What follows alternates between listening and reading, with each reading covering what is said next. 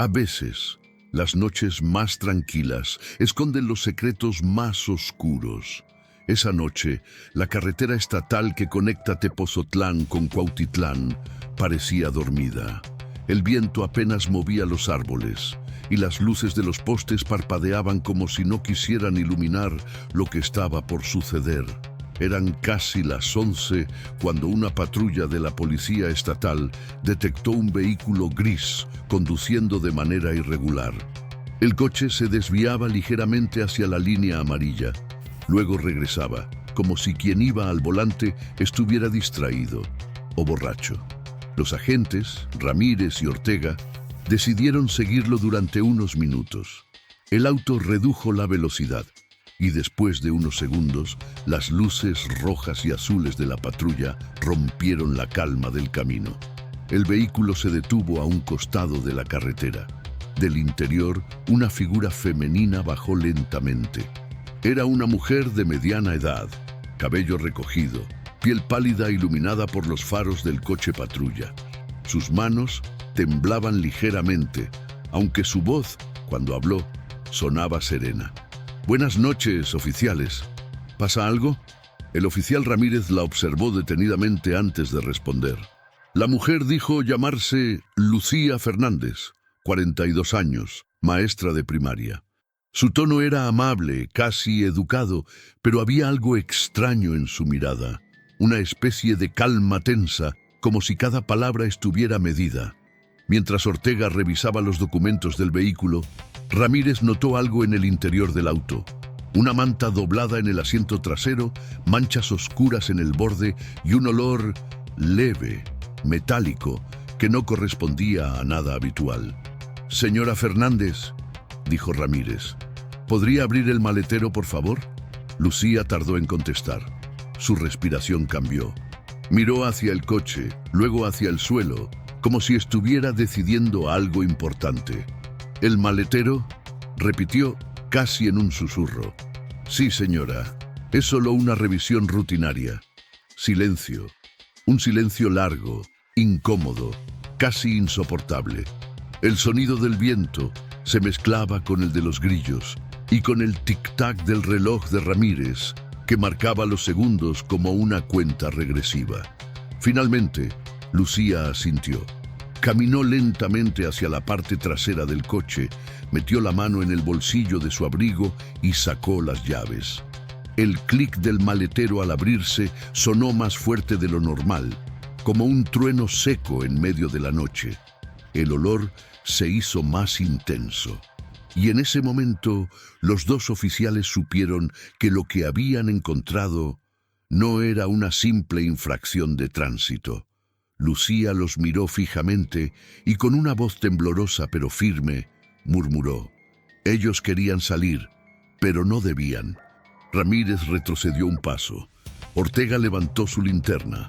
Debajo de una lona negra, apenas visible bajo la luz temblorosa, había algo que ningún policía está preparado para ver. Y fue ahí, en esa carretera desierta, bajo un cielo sin estrellas, donde comenzó el caso que cambiaría para siempre la historia de Tepozotlán. El oficial Ortega sostuvo la linterna con mano firme, aunque su respiración delataba el miedo. Ramírez, en cambio, no podía apartar la vista del interior del maletero. Por un instante, el tiempo pareció detenerse. Debajo de la lona, el reflejo metálico de un gancho sobresalía. Y junto a él, fragmentos de tela, algo de cabello y un olor tan penetrante que hizo que ambos retrocedieran instintivamente. «Señora Fernández», murmuró Ramírez con la voz grave. «¿Qué es esto?». Lucía no respondió. Sus ojos estaban vidriosos, como si mirara a través de ellos algo que solo ella podía ver. Dio un paso hacia atrás, respirando con dificultad.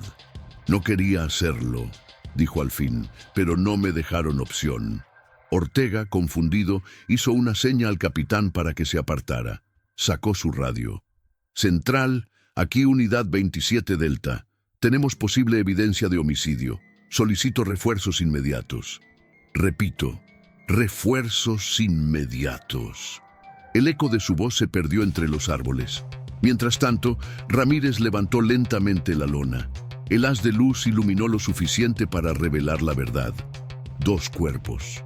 Un hombre y una mujer, jóvenes, con signos evidentes de violencia, ambos con las manos atadas y el rostro cubierto por cinta gris. El silencio se volvió insoportable. Solo se escuchaba el sonido del motor aún encendido y el viento golpeando la chapa del coche. Lucía cayó de rodillas en el asfalto, con las manos en la cabeza, murmurando algo en voz baja. Ramírez se acercó. «¿Quiénes son?», preguntó. «No quería hacerlo», repitió ella. «Ellos ya estaban muertos cuando los encontré». Su voz se quebró. Una lágrima cayó sobre el suelo, mientras el parpadeo de las luces rojas y azules la cubría por completo. Pero había algo más. Debajo de los cuerpos, entre los plásticos del maletero, Ramírez notó una tercera forma, pequeña, envuelta en una cobija infantil. El corazón le dio un vuelco. Con un temblor en las manos, retiró la manta. No era un cuerpo, era una muñeca. Una muñeca antigua, con la cara agrietada y los ojos pintados de negro. En su vestido, cosida con hilo rojo, una palabra: perdón. El oficial Ortega tragó saliva. Ramírez la observó fijamente. Lucía, entre sollozos, levantó la vista y dijo con una calma helada: «No era para ellos, era para mí». Cuando llegaron los refuerzos, el caso ya se había vuelto una pesadilla. El maletero fue sellado, la escena acordonada y Lucía Fernández fue detenida sin oponer resistencia. Durante el trayecto a la comisaría, no habló una sola palabra. Solo murmuraba una frase una y otra vez, como si fuera una oración o una maldición. El pasado siempre regresa, aunque no lo quieras abrir. Y nadie, en ese momento, entendía a qué se refería. La sala de interrogatorios olía a humedad y café viejo. Una lámpara parpadeaba justo encima de la mesa, proyectando sombras largas sobre el rostro de la mujer.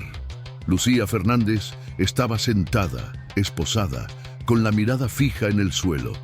Frente a ella, el capitán Ramírez revisaba el expediente del caso con el ceño fruncido. El silencio era denso. Solo se oía el tic-tac del reloj colgado en la pared. «Lucía», comenzó el capitán con tono sereno, «necesitamos entender lo que pasó». «Ya se los dije», respondió ella sin levantar la cabeza. «Yo no los maté». Ramírez cruzó los brazos. «Entonces explíqueme, ¿por qué estaban esos cuerpos en su coche?». Lucía levantó lentamente la vista. Sus ojos estaban enrojecidos, pero había algo más, una calma inquietante, casi hipnótica. «Porque querían volver conmigo», dijo. «¿Volver?», repitió Ramírez. «Sí, pero no como antes». El capitán intercambió una mirada rápida con el oficial Ortega, que observaba desde el espejo de una sola vista. Ramírez deslizó una foto sobre la mesa, la muñeca encontrada en el maletero. «¿Y esto? ¿Qué significa?». Lucía la observó unos segundos. Sus labios temblaron antes de pronunciar palabra. «Esa muñeca era de mi hija». «¿Su hija?», interrumpió Ramírez. «Pero usted no tiene registros de hijos». Lucía sonrió levemente, pero su sonrisa era vacía, perturbadora. «No, capitán, no hay registros, porque nunca nació viva». El capitán frunció el ceño. «¿Está diciendo que esa muñeca representa a su hija?». «No la representa», susurró ella. «Es ella». Ortega apretó los puños detrás del cristal. Ramírez respiró hondo, intentando mantener la compostura. «Lucía, necesitamos hechos, no supersticiones. Hay 2 personas muertas en su auto. ¿Quiénes eran?». Lucía se inclinó hacia adelante, sus cadenas tintinearon suavemente. «Eran los que la mataron». El capitán la observó, desconcertado. «Pero acaba de decir que su hija nació muerta». Lucía asintió lentamente. «Nació muerta, porque ellos se lo hicieron». Sus palabras cayeron como un golpe seco. Ramírez se quedó inmóvil, sin saber si lo que escuchaba era el delirio de una mente rota o una confesión real. Lucía continuó. Ellos trabajaban en el hospital donde yo di a luz. Dijeron que fue un aborto espontáneo, pero nunca me dejaron ver su cuerpo, solo una caja cerrada. Años después, supe la verdad. Vendían los cuerpos de los recién nacidos. Ramírez cerró el expediente de golpe. El sonido retumbó en la habitación. ¿Y está diciendo que ellos eran esas personas en su maletero? Lucía sonrió por primera vez, pero esa sonrisa no tenía vida. Tardé 20 años en encontrarlos, capitán. ¿Y la palabra perdón cosida en el vestido de la muñeca?, preguntó él. Lucía bajó la mirada con una voz apenas audible. No era para ellos, era para ella. Ramírez se levantó, visiblemente afectado. Ortega entró en la sala, colocando una carpeta nueva sobre la mesa. Dentro había fotos del hospital cerrado hace años. Entre los nombres del personal desaparecido, los dos coinciden con las víctimas. El capitán se quedó mirando a Lucía, sin saber si frente a él tenía a una asesina o a una madre que había perdido la razón por tanto dolor. Lucía levantó la vista por última vez, miró al capitán directamente a los ojos y dijo: «A veces la justicia llega solo cuando el alma no puede descansar». El capitán Ramírez no podía dejar de pensar en las palabras de Lucía. Algo dentro de él le decía que no era solo una historia de locura. Había detalles demasiado precisos, nombres, fechas, lugares. Y si había algo que odiaba más que un crimen, era una mentira bien armada. Esa noche regresó solo al archivo municipal. Las luces del pasillo parpadeaban y el eco de sus pasos resonaba como si el edificio respirara. Buscó durante horas entre carpetas cubiertas de polvo, algunas sin etiquetas, otras selladas con cintas viejas del ayuntamiento. Finalmente encontró una caja con un número que coincidía con la fecha que Lucía había mencionado. Año 2002. Hospital General de San Marcos. Dentro había informes médicos, registros de nacimientos y una lista de pérdidas perinatales. Entre ellas, un nombre subrayado con tinta azul: Lucía Fernández. Parto no viable. Hasta ahí nada fuera de lo común. Pero lo que realmente lo hizo detenerse fue un documento adjunto, un memorándum interno firmado por el entonces director del hospital, ordenando la reubicación de restos biológicos a una clínica privada en Guadalajara. Y al final de la hoja, una anotación a mano, casi borrada: prioridad alta, contacto con Dr. R. Ceballos. Ramírez sintió un escalofrío recorrerle la espalda. Ese nombre le resultaba familiar. Buscó en su base de datos personal y lo encontró. Dr. Ricardo Ceballos, uno de los cuerpos hallados en el maletero de Lucía. El capitán entendió entonces que la historia de la mujer no era del todo mentira. Había una red antigua, silenciosa, que operaba bajo el disfraz de la medicina. Vender cuerpos de recién nacidos para experimentos clínicos, falsificar registros, desaparecer pruebas. Y Lucía había sido solo una de las muchas víctimas. Ramírez cerró los ojos unos segundos, intentando procesar lo que acababa de descubrir. La línea entre justicia y venganza comenzaba a desdibujarse frente a él. Decidió buscar más. En una carpeta aparte, encontró fotos viejas del personal médico. Lucía aparecía en una de ellas, embarazada, rodeada por los mismos doctores que ahora estaban muertos. Detrás de ellos, un mural con el lema del hospital: curar es servir. Pero en la esquina inferior de la foto, con un marcador rojo, alguien había escrito una palabra, una sola: mentira. Ramírez se recargó en la silla. La tormenta afuera golpeaba los ventanales del archivo, mientras las hojas se movían por la corriente del viento. Tomó su teléfono y marcó al agente Ortega. «Ortega, necesito que revises el caso del Hospital San Marcos». «¿Otra vez, capitán? Ese lugar está cerrado desde hace 20 años». «Lo sé, pero quiero todos los registros, personal, pacientes y cualquier denuncia archivada». ¿Y qué busca exactamente? Ramírez miró las fotos extendidas sobre la mesa. Su voz sonó firme, pero cargada de algo más, de miedo. Quiero saber cuántas Lucías hubo antes de ella. Mientras colgaba, un sobre cayó del fondo de la caja. No tenía fecha ni sello oficial. Solo una hoja doblada en 3, escrita a mano. Decía: si lees esto, ya sabes demasiado. No busques más. Lo que enterramos no siempre está muerto.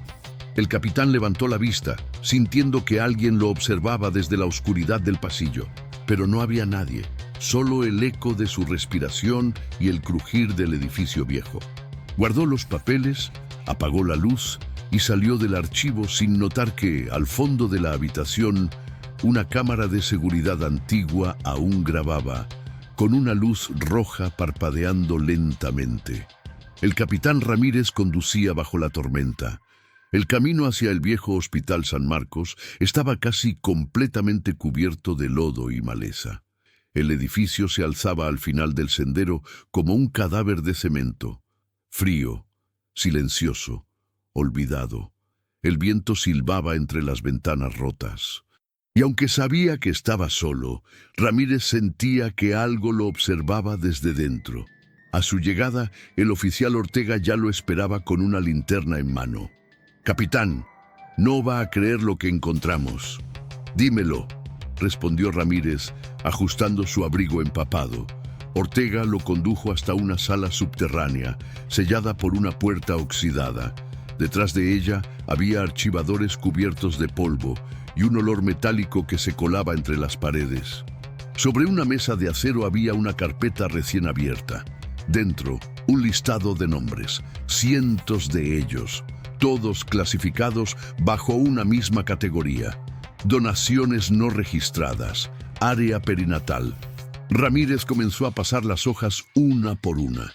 Cada nombre correspondía a un caso de pérdida fetal reportado entre 1998 y 2005. Pero las fechas, las firmas, los sellos, todo era falso. Y junto a algunos expedientes había fotografías de bebés y de madres. Una de las imágenes lo detuvo. Lucía Fernández, joven, sosteniendo una caja blanca en el estacionamiento del hospital. Detrás de ella, 2 hombres sonreían, el doctor Ceballos y el enfermero Morales, las mismas víctimas que habían aparecido en su maletero. Ramírez sintió un nudo en el estómago. Ella los encontró, uno por uno, susurró.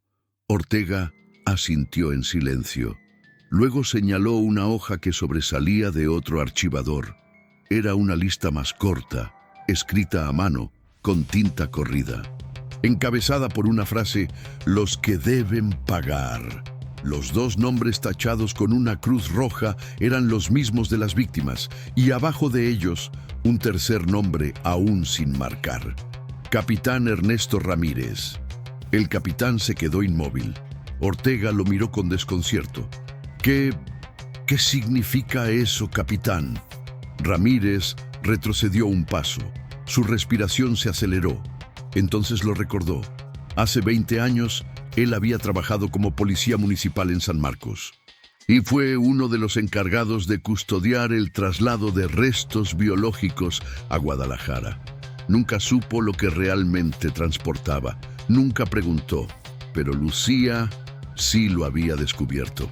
De pronto, un ruido metálico resonó en el pasillo. Ambos giraron hacia la oscuridad. La linterna titiló. Unas pisadas suaves se escucharon detrás de las columnas. ¿Lucía?, preguntó Ramírez con voz firme. El eco de su voz fue lo único que respondió. Hasta que, entre las sombras, una figura apareció. Una mujer empapada, con la mirada vacía y una muñeca en la mano. «Ya lo entiendes, ¿verdad, capitán?», susurró Lucía. «Todos tenemos que pagar». Ramírez levantó la linterna, pero ella ya no estaba. Solo la muñeca había quedado en el suelo, con una nueva palabra bordada en su vestido: «Tú». Ortega corrió hacia la salida, pero las puertas del hospital se cerraron de golpe. El capitán miró alrededor, intentando mantener la calma, mientras el viento apagaba las luces una a una. En la penumbra, su teléfono vibró. Un mensaje sin número de origen. La lista aún no termina. Han pasado 3 meses desde la tragedia en el viejo Hospital San Marcos. Oficialmente, el informe del capitán Ramírez fue cerrado como desaparición durante operativo irregular. Nadie supo qué ocurrió esa noche. Ni el oficial Ortega, ni Lucía. Solo silencio. Pero en la madrugada del 12 de octubre, el sistema de denuncias anónimas del Estado recibió un mensaje corto, sin firma. No era ella la única. Busquen en el kilómetro 43. La unidad de investigaciones especiales acudió al lugar. Una carretera abandonada, rodeada de árboles torcidos y neblina espesa. Entre la maleza encontraron un automóvil volcado, cubierto de barro. Las placas pertenecían al vehículo del capitán Ramírez. Dentro del maletero, una caja. No era grande, pero al abrirla, los agentes descubrieron algo que los hizo retroceder. Una muñeca, vestida de blanco, con una cinta roja alrededor del cuello. En su pecho, bordada con hilo oscuro, una sola palabra: perdón. El nuevo jefe de la unidad, inspector Vega, observó la escena con el ceño fruncido. Ordenó que se llevaran la caja al laboratorio, pero antes de cerrar el maletero, vio algo más. Pegado a la tapa interior, un sobre manchado de humedad. Dentro, una fotografía. Lucía Fernández, sonriendo frente al hospital, con una niña pequeña tomada de la mano. Y al reverso, una nota escrita con letra temblorosa: no todos los muertos descansan. Algunos siguen esperando justicia. El inspector Vega encendió un cigarrillo y miró al horizonte. La niebla parecía moverse, como si algo invisible lo vigilara. Reabran el caso, dijo en voz baja. Y esta vez, no lo archiven. Grabación oficial, expediente 441-2025. Caso Lucía Fernández, reabierto. Jugamos otra vez.